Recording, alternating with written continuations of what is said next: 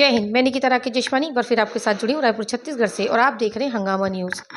लगातार online companies जिस प्रकार से धड़ल्ले से नुकीले हथियार या इसी प्रकार से कुछ ऐसी चीज़ें जो खिलौना रूपी हो या फिर सीधे सीधे हथियार भी हो, जैसे कि चाकू, तलवार, टंगिया, चॉपर और गन्स हो गई।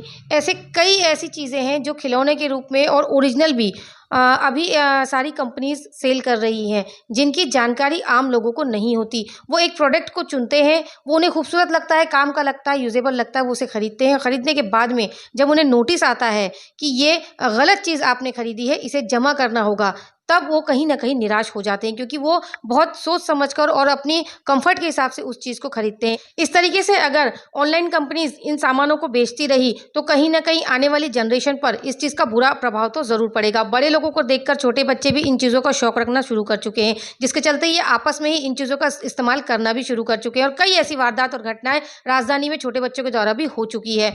इससे नाराज़ मधुकर पांडे, कार्यकारिणी प्रदेश अध्यक्ष और रेशम जांगड़े जी, इन्होंने इस चीज़ के लिए अपील की है कि गवर्नमेंट को इसका संज्ञान लेना चाहिए और इन चीज़ों को बंद कर देना चाहिए। ऑनलाइन कंपनियां इन चीज़ों का आयात निर्यात न करें, इस चीज़ की चेतावनी इन्होंने दी है। अब देखना ये है कि इस छोटी सी मुहिम पर सरकार क्या संज्ञान लेती है और क्या फैसला लेती है। क्या इन कंपनियों को बंद किया जाता है इन चीज़ों को सेल करने के लिए, या इन चीज़ों की सेलिंग इन कंपनियों से हटाई जाती है, ये आने वाला वक्त बताएगा।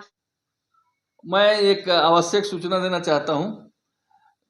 आजकल देश के अंदर में जितनी ऑनलाइन कंपनियां काम कर रही हैं, जैसे अमेजन है, फ्लिपकार्ट है, स्नैपडील है, बहुत सारी कंपनियां, मंत्रा है, टेसियल करके कंपनी है।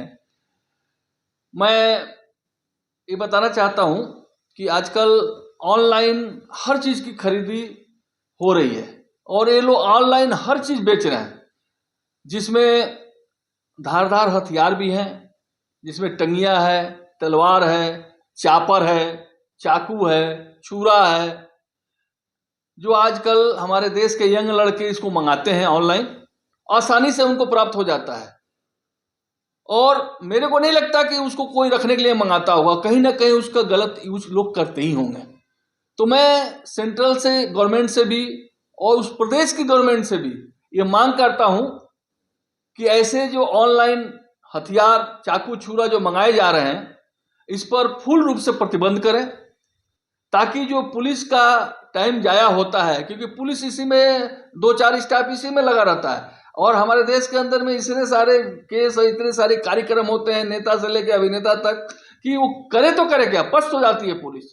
जैसे ये एक पेन है और पेन के अंदर में ये एक चाकू है, ठीक है, ये पेन से लिखने का और पेपर कटिंग करने का काम आता है। लेकिन अगर किसी नशेड़ी के पास या किसी गलत आदमी के पास अगर ये चला जाए, अगर किसी गर्दन पर लग जाए, किसी के हाथ में लग जाए, तो चोट आ सकती है, खून निकल सकता है और गला भी कट सकता है।